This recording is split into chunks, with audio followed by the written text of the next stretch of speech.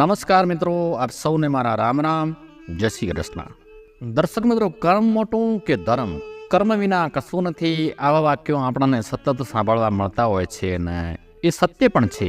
કર્મ જ ના કરીએ તો કર્મ તો કરવું જ પડે. અને સાથે બીજો એક મહત્વપૂર્ણ પ્રશ્ન એ પણ આપણા મગજમાં ઉત્પન્ન થતો હોય છે કે કર્મ મોટું છે કે ધર્મ. તમે ઘણા બધા લોકોના મુખેથી એવું સાંભળતા જ હશો કે કર્મ જ પૂજા છે, કર્મ વિના કશું નથી. શું કર્મ જ શ્રેષ્ઠ છે તો પછી ધર્મનું જીવનમાં કોઈ સ્થાન જ નથી? તો આજના આ વિડીયોમાં એક વાર્તા થકી આપણે સચોટ જાણકારી સાથે સમજવાનો પ્રયત્ન કરીએ કે જીવનમાં કર્મનું શું મહત્વ છે અને ધર્મનું શું મહત્વ છે. વિડીયો ખૂબ જ ઇન્ફોર્મેટિવ સાબિત થવાનું છે, માટે હું આપ તમામને આગ્રહ કરીશ કે આ વાર્તા પ્રસંગને અંત સુધી સાંભળો. પસંદ આવે તો લાઈક કરજો, ચેનલને સબસ્ક્રાઈબ નથી કરેલ તો ચેનલને સબસ્ક્રાઈબ કરી લેજો, અને વિનંતી સ્વરૂપે એક બીજી ટકોર કરીશ કે કમેન્ટ બોક્સમાં જય શ્રી રામ, જય શ્રી કૃષ્ણ અવશ્ય લખો, જેનાથી ભગવાનની નજર આપણા સૌના ઉપર બની રહે. ધર્મ અને કર્મ વચ્ચે એક વખત વિવાદ થયો. ધર્મ કહે છે કે હું મોટો છું અને કર્મ કહે છે કે હું મોટો છું. આ બાબતને લઈ અને બંને વચ્ચે વિવાદ વધી ગયો. બંને પોતપોતાની મહત્વતા સિદ્ધ સાબિત કરવા એક પછી એક અનેક ઉદાહરણો આપી રહ્યા હતા. વાત વધી પડી, બીજા ઘણા દેવતાઓ વચ્ચે પડ્યા, પરંતુ નિવેડો તો આવ્યો જ નહીં અને કર્મ અને ધર્મના બે જૂથ પડી ગયા. ધર્મ કહે વેદ અને પુરાણોએ મને સૌથી મહત્વનું કહ્યું છે, ધર્મનું જ પાલન જીવનની સાર્થકતા છે.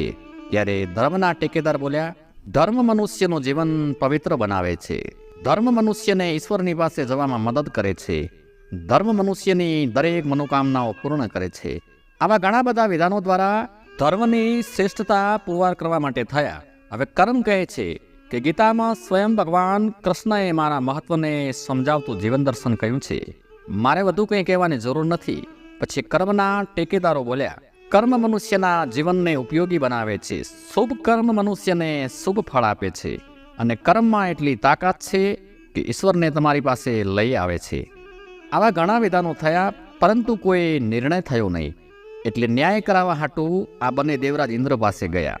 ધર્મ અને કર્મને પોતાના દરબારમાં પધારેલા જોઈ અને દેવરાજ ઇન્દ્રએ પૂછ્યું કે બોલો ધર્મ અને કર્મ, આજ તમે અહીં મારા દરબારમાં શું કામ, શું સેવા કરો તમારી? તે ધર્મે કહ્યું કે હે પ્રભુ, અમે બંને તમારી પાસે ન્યાય કરાવવા માટે આવ્યા છીએ. હું કહું છું કે હું મોટો છું અને આ કર્મ કહે છે કે હું મોટો છું. આપ સ્વયં આ વાતનો ન્યાય કરી અને અમારા વિવાદનો અંત લાવો. ત્યારે દેવરાજ ઇન્દ્ર વિચારમાં પડી ગયા, અને એ જ સમયે ત્યારે ઇન્દ્રના દરબારમાં દેવગુરુ બૃહસ્પતિ પણ ઉપસ્થિત હતા. તેમણે દેવરાજ ઇન્દ્રને જણાવ્યું કે આ ન્યાય તો માત્ર એક મનુષ્ય જ કરી શકે, અને એ છે રાજા વિક્રમાદિત્ય. આપણે પૃથ્વીલોકમાં જવું પડશે. રાજા વિક્રમાદિત્ય ખૂબ જ ધર્મિષ્ઠ, નિયતિવાદી અને ન્યાયપૂર્ણ રાજા હતા. ધર્મ કર્મ અને બંને દેવો રાજા વિક્રમાદિત્યના દરબારમાં આવ્યા. રાજા વિક્રમાદિત્યએ દેવોને પ્રણામ કરીને પૂછ્યું કે આપ મારા દરબારમાં પધાર્યા છો, શું સેવા કરું આપની? ત્યારે દેવરાજ ઇન્દ્રએ કહ્યું કે હે રાજન, તમારે એક ન્યાય કરવાનો છે.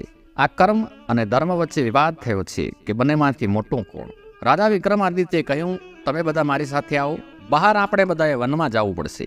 અને રસ્તામાં ચાલતા ચાલતા રાજા વિક્રમાદિત્યએ ધર્મને પૂછ્યું કે તમે મને જણાવો કે તમે કઈ રીતે મોટા છો?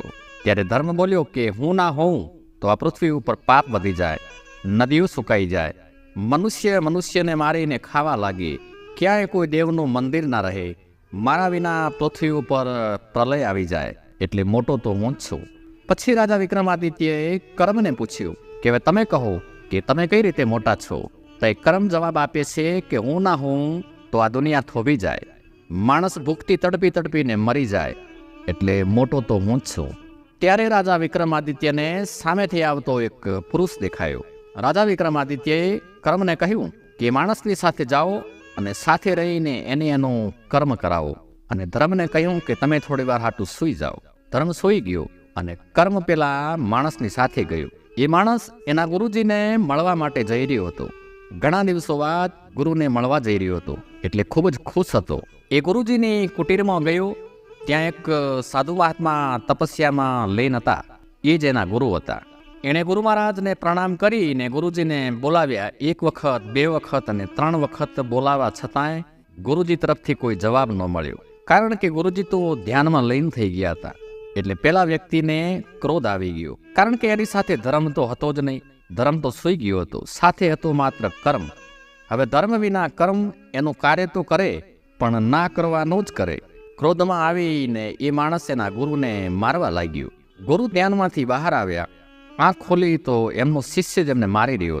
ગુરુજી પણ ક્રોધમાં આવી ગયા, કારણ કે ગુરુજી પાસે પણ ધર્મ ના હતો, ધર્મ તો સૂઈ ગયો હતો. ગુરુજીએ ક્રોધમાં આવીને શિષ્યને શ્રાપ આપી દીધો કે તે મહાપાપ કર્યું છે, માટે હું તને શ્રાપ આપું છું. તો હાલ જ આ સમયથી, આ જ ક્ષણથી માણસમાંથી ગધેડો બની જઈશ. અને થયો ચમત્કાર. આંખના પલકારામાં શિષ્ય મનુષ્યમાંથી ગધેડો બની ગયો અને દોડતો દોડતો રાજા વિક્રમ આદિત્ય પાસે પહોંચી ગયો. એનો કર્મ પણ સાથે હતો. કર્મ બોલ્યો રાજા વિક્રમાદિત્યને કહ્યું કે જોયો મારો પ્રભાવ, મેં મનુષ્યને ગધેડો બનાવી દીધો. પછી રાજા વિક્રમાદિત્યએ ધર્મને જગાડ્યો અને કહ્યું કે હવે તમારી વારી છે, તમે સાધુ પાસે જાઓ જેમણે આને શ્રાપ આપ્યો છે. ધર્મે સાધુ પાસે ગયો કે સાધુનો ક્રોધ એકદમ શમી ગયો. એમને પસ્તાવો થવા લાગ્યો કે મેં આ શું કર્યું, મારા શિષ્યને મેં શ્રાપ આપી દીધો.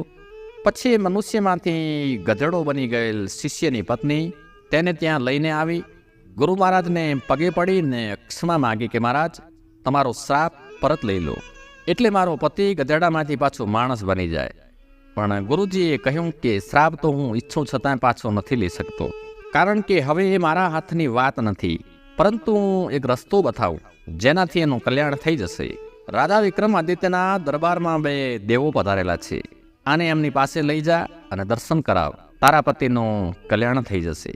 તેની પત્નીએ ગધેડા રૂપી પતિને લઈ અને રાજા વિક્રમાદિત્યના દરબારમાં આવે છે અને દેવરાજ ઇન્દ્ર અને દેવગુરુ બૃહસ્પતિના દર્શન કરાવે છે કે તરત જ પેલો ગધેડામાંથી પાછો માણસ બની જાય છે. અને પછી રાજા વિક્રમાદિત્ય ન્યાય કરે છે અને કર્મને કહે છે કે હે કર્મ, ધર્મ સાથે ન હતો ત્યારે તમે શું કર્યું? એક શિષ્ય જે ગુરુના ચરણ ધોઈને ચરણ અમૃત લેવાવાળાને એટલો બધો ક્રોધ પાવી દીધો કે એ એના ગુરુ ઉપર હાથ ઉપાડી બેઠો, એમને મારવા લાગ્યું. અને એક સાધુ કે જ્યારે ક્રોધ ના કરે એમને તમે એટલો ક્રોધ આપી દીધો કે એમના શિષ્યને પણ શ્રાપ આપી બેઠા. માટે હે કર્મ, ધર્મ જ મોટો છે. રાજા વિક્રમાદિત્યે કહ્યું કે કર્મ તમે એકલા હો ત્યારે ખ્યાલ નથી આવતો કે સાચું શું અને ખોટું શું, યોગ્ય શું છે અને અયોગ્ય શું છે. ધર્મના સાથે રહ્યા પછી જ નક્કી કરી શકાય છે કે આપણે જે કંઈ કાર્ય કરી રહ્યા છીએ કે કરવાના છીએ તે યોગ્ય છે કે નહીં. તેથી ધર્મના અભાવમાં કર્મ સંપૂર્ણ રીતે અસરકારક નથી. એટલા માટે ધર્મ અને કર્મમાં ધર્મ જ મોટો છે. આમ ધર્મ અને કર્મ વચ્ચેના વિવાદનો ન્યાય થયો અને વિવાદનો અંત આવ્યો અને કર્મે ધર્મની માફી માગી અને વિખૂટા પડ્યા. તો દર્શક મિત્રો, ધર્મનું મહત્વ વધુ કે કર્મનું મહત્વ વધુ, તમે આ વાર્તા પ્રસંગ થકી સમજી ગયા છો. આ વાર્તા પ્રસંગ તમને કેવો લાગ્યો કમેન્ટ બોક્સમાં કમેન્ટ કરીને જરૂર જણાવજો. આપ સૌને મારા જય શ્રી કૃષ્ણ, જય શ્રી રામ, હર હર મહાદેવ.